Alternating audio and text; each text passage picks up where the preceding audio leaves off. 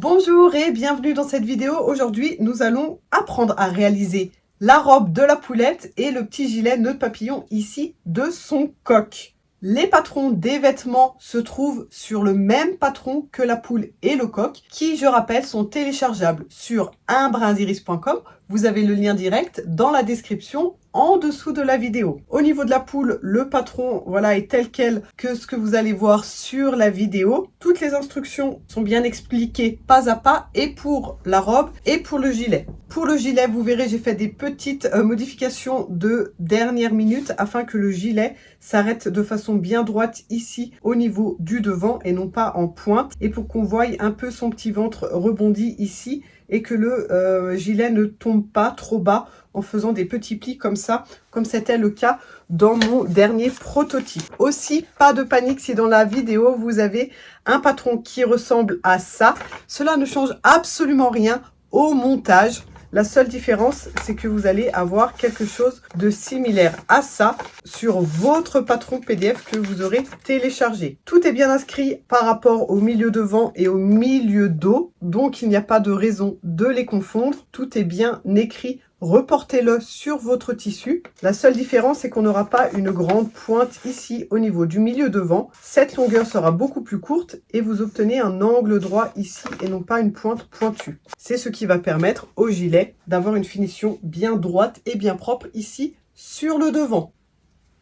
J'ai très hâte de voir les costumes que vous allez réaliser pour vos poules, pour vos coqs ou pour vos couples. Amusez-vous avec les assortiments de tissus. Je rappelle que ceux-ci sont tous en vente sur le site unbrindiris.com.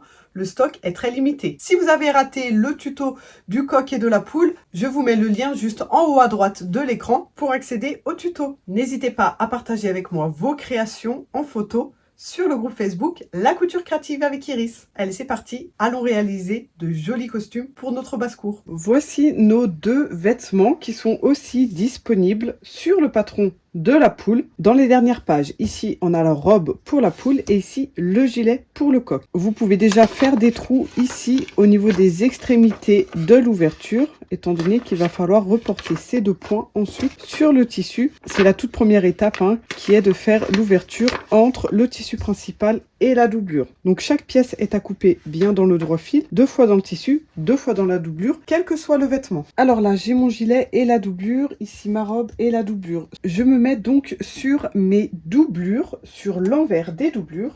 Donc les doublures de mon gilet sont sur l'envers ici et les doublures de ma robe sont sur l'envers ici. Et là, grâce au petit trou que j'ai fait au préalable, je vais bien marquer l'ouverture. Alors attention, on travaille en miroir, donc il va falloir retourner vos patrons pour la pièce qui est dans l'autre sens. Exactement pareil ici pour le gilet. Et on peut ensuite tracer ce trait entre nos deux points ici pour avoir un bon repère au niveau de l'assemblage. Ensuite, ça va nous servir de guide pour la couture, mais aussi pour le découpage, étant donné qu'on va fendre le tissu à cet endroit-là. Alors attention, la gamme de montage de la robe et la gamme de montage du gilet ne sont pas du tout les mêmes, étant donné que le gilet est ouvert sur le devant, alors que la robe est fermée. Donc selon le vêtement que vous êtes en train de faire, regardez bien les étapes qui correspondent à votre vêtement. Je propose deux finitions ici au niveau du col. Sur le gilet, je refermerai avec une couture et sur la robe avec un biais. Donc selon la finition souhaitée, regardez bien là aussi les différentes étapes. Ça va être à la fin du vêtement, sachant que vous pouvez très bien utiliser le biais sur le gilet et la technique du gilet sur la robe. À ce niveau-là, il n'y a pas de différence. Maintenant, je vais récupérer mes pièces tissu extérieur du gilet et je vais me mettre endroit sur endroit pour chacun des côtés, côté droit et côté gauche. On fixe bien sa pièce pour pas qu'elle ne bouge, des épingles ou des petites pinces. Et là, je vais coudre un rectangle à quelques millimètres de mon trait qui correspond à l'ouverture ici. On va en fait coudre un rectangle tout autour. Si cela vous aide, vous pouvez le tracer comme je suis en train de le faire ici, à environ 2 mm au-dessus et au-dessous de votre repère. Et on coupe bien entendu aussi les côtés avec des bons nœuds au début, à la fin. Il faut que la couture soit bien solide. Voilà, donc je vais coudre comme ceci, tout le long, je redescends et tout le long ici aussi avec des nœuds d'arrêt. Donc ça c'est pour le gilet et pour la poule ici c'est exactement pareil, il n'y a aucune différence à ce niveau-là. Voici donc ma couture ici sur mon rectangle. Encore une fois, c'est pas obligatoire de le tracer, hein, mais ça peut vous aider si vous n'avez pas l'habitude. Ici, je vais plier mon tissu en deux, alors vraiment bien aligné, hein, et je vais faire un cran ici au niveau de mon trait. On va couper sur la ligne, donc il faut que ce cran soit bien droit, bien sur la ligne. Donc attention de ne pas couper votre tissu de travers, sinon vous allez certainement couper votre couture. Et là, on va couper jusqu'à ici environ, on s'arrête 5 mm avant la fin du trait. Et lorsqu'on arrive ici, on va cranter en direction de notre angle droit. Des deux côtés. Attention surtout de ne pas couper votre couture. Vous devez obtenir un petit triangle comme ça au bout. Et on fait pareil en face. Alors évidemment, c'est exactement la même chose pour le côté droit, côté gauche, pour le gilet et pour la robe. Ensuite, on va utiliser cette ouverture ici pour passer un tissu de l'autre côté. Donc on fait tout passer à l'intérieur de son trou ici. Donc là, j'ai le bas du gilet et là, j'ai le haut. Ensuite, on va passer au fer à repasser. On va bien s'aligner au niveau des côtés de veste, du haut de la veste, etc. Et on va passer le fer à repasser ici, au niveau de l'ouverture, pour bien aplatir. Et si on veut, on peut même faire une petite surpiqûre tout autour aussi, mais ça, c'est optionnel. Et c'est donc par ici qu'on pourra passer ensuite l'aile de la poule ou du coq. C'est l'emmanchure de notre vêtement. Donc là, voilà, je vais passer au fer à repasser. Alors ici, on a le gilet du coq. Celui-ci, il n'y a pas de biais en finition. J'ai donc pré-plié ici au fer ma doublure et mon tissu principal au niveau du haut de 1 cm. Là où on a le décrochement, vous pouvez déjà pré-plier au fer, on va pas coudre encore, etc. C'est vraiment la dernière étape, mais le fait d'avoir déjà plié au fer en amont va permettre ensuite, lorsqu'on va faire les finitions, que ça soit plus facile de rentrer les valeurs de couture à l'intérieur. Si vous avez choisi le biais comme finition, pas besoin de faire ce travail. On va donc commencer par le gilet au niveau de l'assemblage. J'ouvre mes pièces ici, un des côtés, le côté gauche ou droit, le côté principal d'un côté, la doublure de l'autre, et je vais faire de même avec l'autre côté, comme ceci. Donc tissu principal sur tissu principal ici, on peut épingler et je vais piquer jusqu'au bout ici. On continue de piquer à 0,5 comme la poule et le coq, donc je vais piquer le décrochement ici tout droit et cette ligne droite jusqu'ici.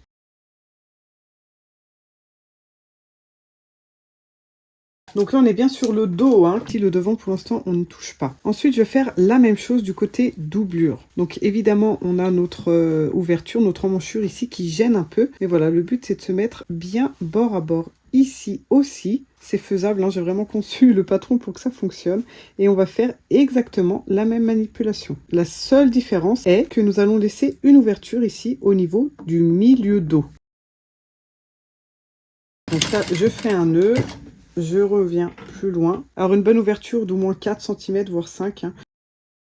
Voilà, donc j'ai bien cousu le dos, tissu sur tissu, le dos, doublure sur doublure. Quand on ouvre, on a bien ici le dos assemblé du côté de mon tissu principal et aussi du côté de la doublure avec l'ouverture ici. Maintenant, je vais me positionner endroit sur endroit comme ceci et je vais pouvoir piquer tout le bas. Donc là, encore une fois, on a une petite manipulation à faire à cause du fait qu'on a les emmanchures toutes fermées. Mais encore une fois, j'ai fait en sorte que ça soit vraiment bien manipulable par rapport à l'ouverture qui n'est pas trop au bord. On va tout épingler ici, tout au bord. Donc ici, on fait bien correspondre les pointes. J'épingle ici, ici. Ici, au niveau du milieu dos, il faut bien se mettre couture sur couture pour avoir un joli raccord. Et on suit les pointes ici partout. Et là, pareil, j'ai ma dernière pointe ici qui correspond au devant et j'assemble bien jusqu'ici au niveau du haut, au niveau du col, là.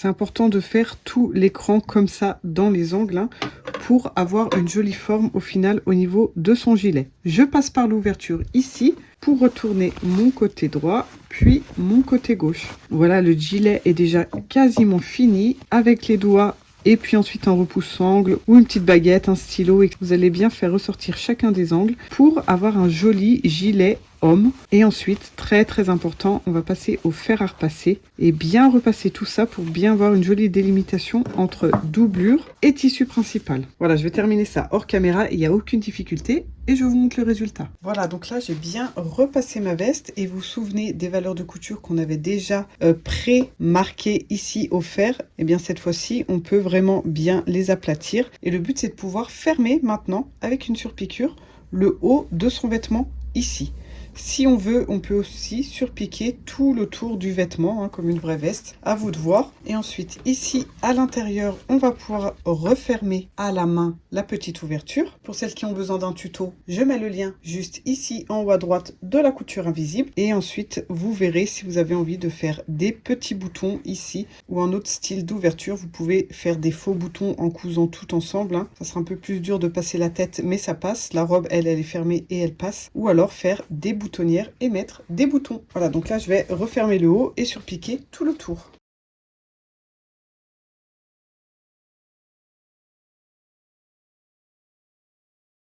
Alors pour la robe c'est complètement différent. On va déjà prendre ces deux pièces ici. Donc pareil, on a un côté droit, un côté gauche. Et on va les retourner de façon à assembler le bas dans un premier temps. Donc je vais me mettre comme ceci. Le côté droit, endroit sur endroit au niveau de la doublure et du tissu principal. Et je vais piquer le bas de la robe ici.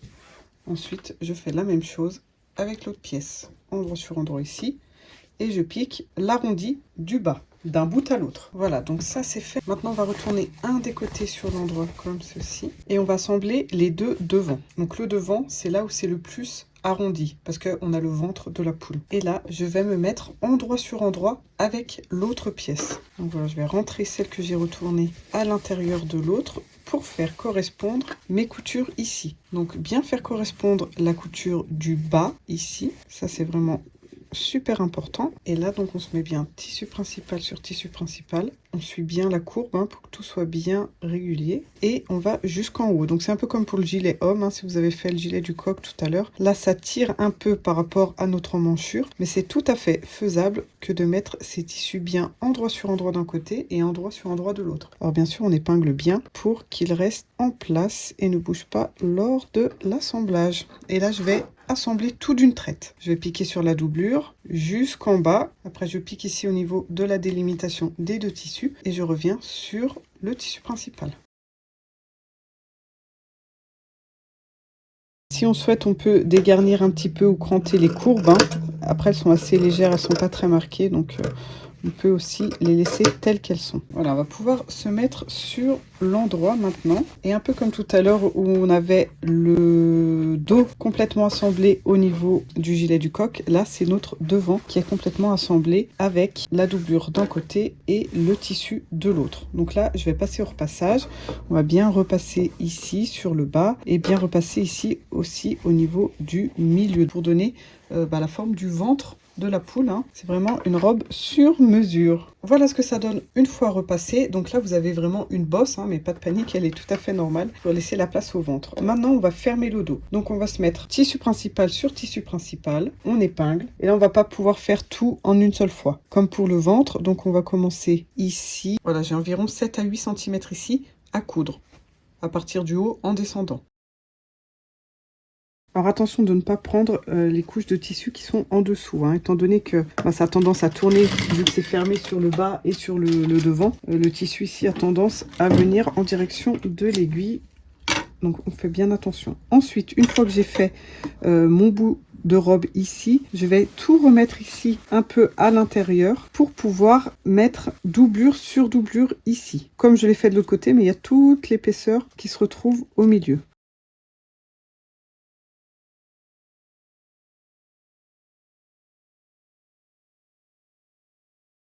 Et là, on voit que tout est ensemble. Hein. On a déjà sur quelques centimètres. Tout est à l'intérieur. Je vais pouvoir reprendre ici et piquer en circulaire jusqu'à arriver à l'autre bout. En laissant, bien entendu, une ouverture ici au niveau du milieu dos.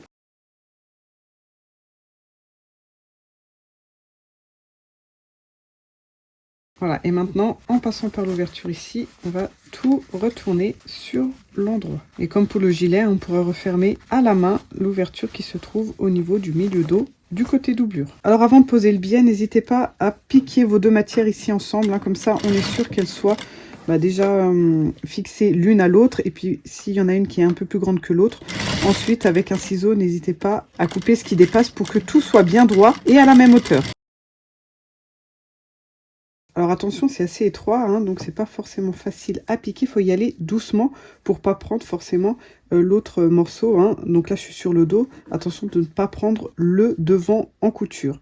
Ici, je vais pré-plier mon biais comme ceci sur un petit centimètre et je me mets vraiment au niveau du milieu devant.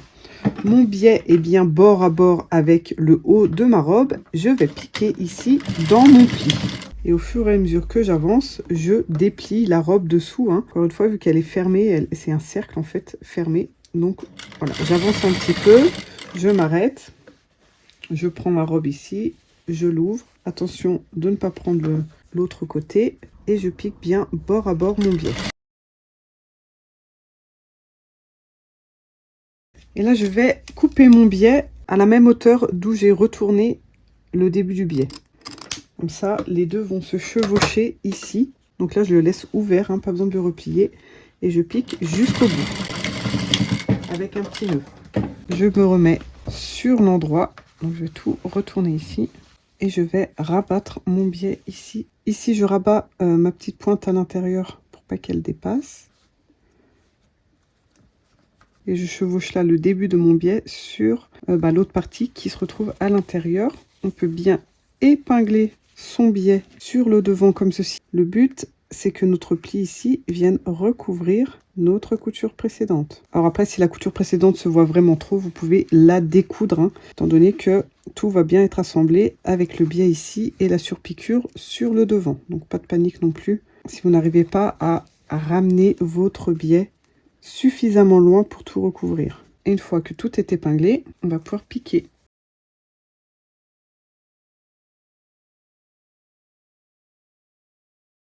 Et voici ma petite robe avec une jolie finition ici au niveau du biais. Voilà, je trouve que c'est pas mal ici au niveau de la robe. Sur le gilet aussi, ça peut rendre super bien. Alors après, le gilet est ouvert, donc il faut bien faire une finition du côté droit et du côté gauche du gilet. Et encore une fois, hein, si vous avez des petites coutures qui apparaissent, bon là, elle apparaît à peine, mais vous pouvez découdre la couture ici du dessous si elle est trop visible. N'hésitez pas pour la robe, hein, on peut mettre pourquoi pas une petite dentelle sur le bas, une ou plusieurs d'ailleurs, vous pouvez faire des volants, etc. Là, c'est vraiment un patron de base qui permet de s'amuser et faire plein de choses. Et la poule, elle, il va falloir passer par la tête. Donc voilà, c'est un tout petit peu différent du coq qui a un gilet qui peut fermer et ouvrir. Mais voilà, on voit que ça passe facile et on a juste à passer les ailes dans les ouvertures ici.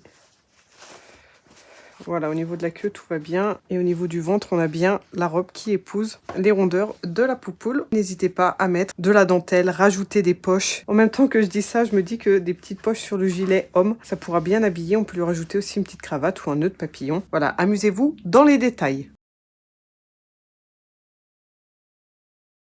Donc comme je vous l'aurais dit en début de vidéo, je modifie un petit peu le patron de façon à ce que ça soit plus court ici et plus près du ventre du coq pour qu'on puisse voir un peu son ventre apparaître, hein. Je trouve que c'est un peu trop long. Donc vous, bien entendu, sur votre patron, vous aurez la version modifiée, plus courte sur le devant et qui ferme bien droit et non pas en pointe comme ça qui crée un décalage. Voilà, vous aurez bien votre angle droit ici sur le devant et on enlève toute cette pointe ici, on réduit un petit peu sur le bas. On peut maintenant lui faire un petit nœud papillon pour compléter son costume. Et je reviens avec le costume modifié ici sur le bas aussi. Pour la petite poche, si certains sont intéressés par mon gabarit, je le joins évidemment aussi au patron. Alors là, j'ai fait en jute. Je trouve que c'est sympa pour le côté ferme, hein, bien paysan. J'ai juste rentré ici sur 1 cm sur le dessus avec un point zigzag. Et ici, je ne vais faire aucune finition, mais libre à vous de retourner le tissu si vous le souhaitez, hein, pour faire les finitions. Et je vais le positionner ici sur un des côtés et passer un point zigzag sur les côtés et le bas de ma poche. Pour le nœud de papillon, on a donc ça, c'est le nœud principal et ça, c'est la pièce qui viendra resserrer le nœud de papillon. Donc pour le tissu principal, on se met sur l'envers. Je vais rabattre ici mes deux côtés jusqu'à ce qu'elles se rencontrent sur le milieu et je repasse. Ensuite, je fais pareil, mais dans l'autre sens, comme ceci. Et là, on peut chevaucher un tout petit peu ces tissus l'un sur l'autre. Et on va passer une couture ici pour maintenir les 4 épaisseurs ensemble. Pour la partie centrale, je me mets aussi sur l'envers et je plie en 3. Attention à ce que le bord ici ne dépasse pas, qu'il ne soit pas visible sur l'endroit. Donc là, voilà, je continue à la machine. Ici, je vais faire 2 plis, un premier ici et un ici. Je prends la partie centrale, alors pas du côté où on a plié le tissu, mais bien de l'autre côté ici pour avoir une jolie finition. Je rabats cette partie principale comme ceci. Et ici, je peux faire une petite couture à la main pour maintenir mon nœud bien en place.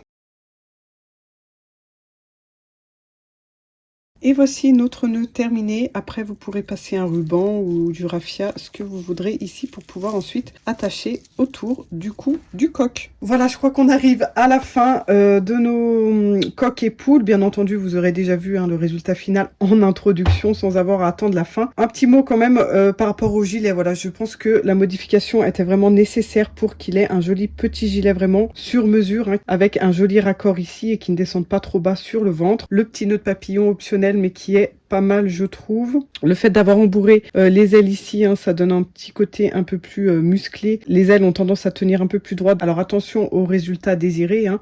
Si vous voulez qu'elles soient vraiment plates, ne rembourrez pas sur le haut.